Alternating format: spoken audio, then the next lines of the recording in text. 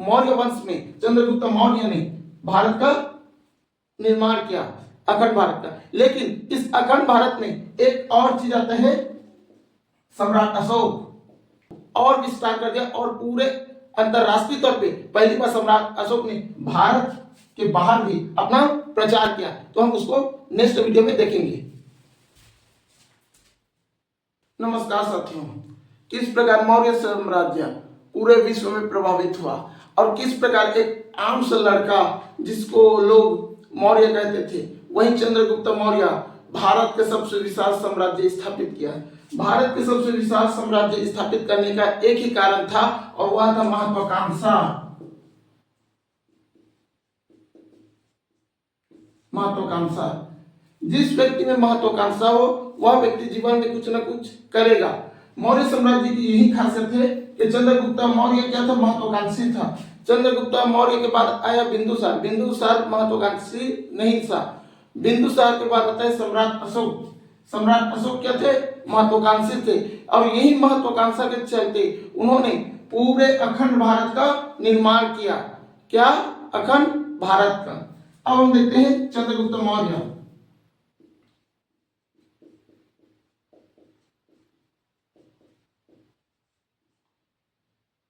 चंद्रगुप्त मौर्य का जन्म एक सामान्य परिवार में हुआ था और कई लोग मानते हैं कि चंद्रगुप्त मौर्य एक क्षत्रिय वंश थे।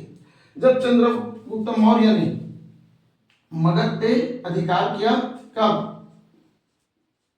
322 और 21 में मगध के सिंहासन पे जब चंद्रगुप्त मौर्य बैठा तो उस समय क्या हुआ, जो पश्चिमी क्षेत्र था, पश्चिमी क्षेत्र में हम देखें तो आसपास के क्षेत्र जैसे मद्रा हो गया। अब मद्र किसको बोलते हैं, तो मद्र यानी कि पंजाब का पुराना नाम मद्रा, ठीक। और हम देखते हैं जब चंद्रगुप्त मौर्य सिंहासन स्थापित नहीं किया था 322 ईसा पूर्व में मगध पे, उस समय कौन था, नंद। मगध के शासक कौन थे, नंद। तो नंद जिस समय शासन थे उसी समय सिकंदर भारत आया था।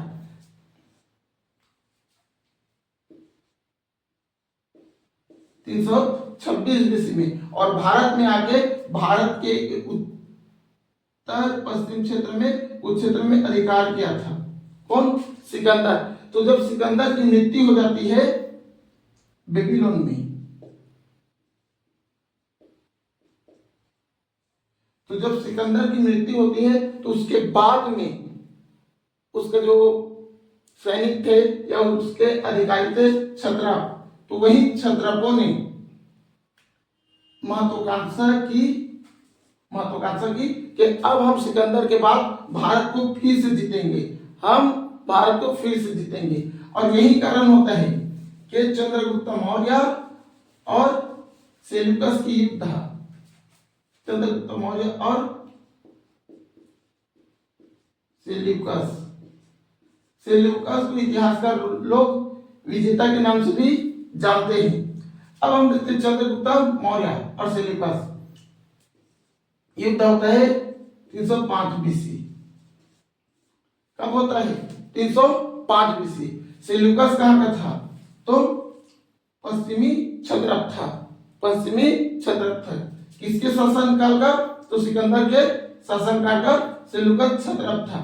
तो जब सेल्यूकस ने महत्वाकांक्षा की कि मैं भारत को विजय में जीतूंगा या मैं भारत में अपना अधिकार स्थापित करूंगा, तब उस समय कौन शासक था भारत पर, चंद्रगुप्त मौर्य। चंद्रगुप्त मौर्य को पहले से ही अनुमान था कि हो ना हो कि आने वाले समय में कोई भारत पे आक्रमण करेगा। इसलिए चंद्रगुप्त मौर्य ने जब मगध को जीता तो जीतने के पास आसपास क्षेत्रों को भी जीतना आरंभ किया। खासकर हम देखते हैं तो पश्चिमी क्षेत्रों में, जिसमें तराई वाला क्षेत्र हो गया, पश्चिम के क्षेत्र हो गए जैसे मद्रा हो गया आसपास इसको। तो जब 305 बीसी में सेल्यूकस और चंद्रगुप्त आमने सामने होते हैं तब सेल्यूकस की क्या होती है, पराजय होती है। और सेल्यूकस क्या करता है, एक संधि करता है। क्या, संधि। अब संधि करेगा तो कुछ ना कुछ देना पड़ेगा। तो सेल्यूकस चंद्रगुप्त को क्या देता है, 4 प्रांत, काबुल, हिरात, गंधार, बलोचिस्तान। काबुल, हिरात, गंधार, बलोचिस्तान, ये 4 प्रांत चंद्रगुप्त मौर्य को दिया जाता है। साथ में साथ सेल्यूकस क्या देता है, अपना बेटी का विवाह चंद्रगुप्त मौर्य के साथ कर देता है। और हम देखते हैं इतना तो दिया, तो अब बेटी को दिया है तो कुछ बेटी के रख रखाव के लिए कुछ चाहिए, तो एक विद्वान देता है मेगस्थनीज।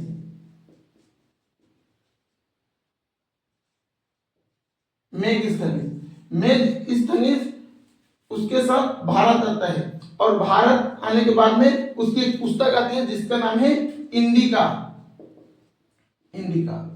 तो इंडिका की रचना किसने की, मेगस्थनीज किसके शासनकाल में भारत आया, तो चंद्रगुप्त मौर्य के काल में। मेगस्थनीज किसके द्वारा भेजा गया, तो सेल्यूकस के द्वारा भेजा गया। कौन सा संधि के तहत, तो 305 बीसी संधि के तहत। और चंद्रगुप्त मौर्य ने अपना साम्राज्य कहां तक फैला लिया, अब हम देखते हैं, तो पश्चिम में अफगानिस्तान तक। कहां, अफगानिस्तान, पश्चिम में अफगानिस्तान। अब हम देखते हैं चंद्रगुप्त मौर्य की दक्षिण भारत विजय। जब दक्षिण भारत की ओर उसने विजय आरंभ की, तो धीरे धीरे उन्होंने तमिल कन्नड़ जनजाति को हराया। तमिल कन्नड़ जनजाति को हराया, और उनका जो राज्य है वो पश्चिम में अफगानिस्तान से लेकर मैसूर तक हो गया, और इधर पूर्वी क्षेत्रों को भी उसने विजय प्राप्त की। तो मेगस्थनीज जिक्र करता है कि भारत उस समय क्या था, चतुर्भुज था। आज हम जो देखते हैं ऐसा भारत नहीं था। आप खुद देखिए, यहां से लेकर ऐसे और ऐसे, तो ये क्या होता है, चतुर्भुज। तो इस प्रकार मौर्य वंश में चंद्रगुप्त मौर्य ने भारत का निर्माण किया, अखंड भारत का। लेकिन इस अखंड भारत में एक और चीज आता है, सम्राट अशोक।